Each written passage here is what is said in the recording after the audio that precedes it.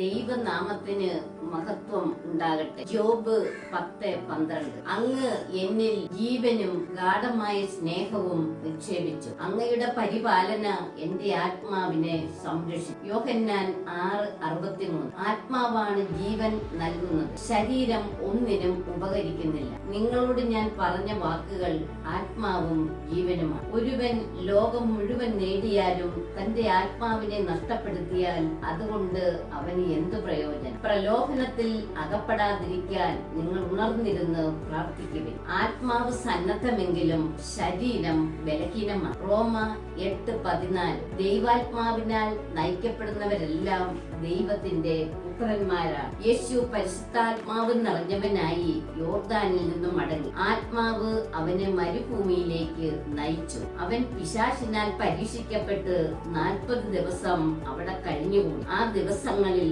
അവൻ ഒന്നും ഭക്ഷിച്ചില്ല. ഹല്ലേലൂയ, ആമേൻ.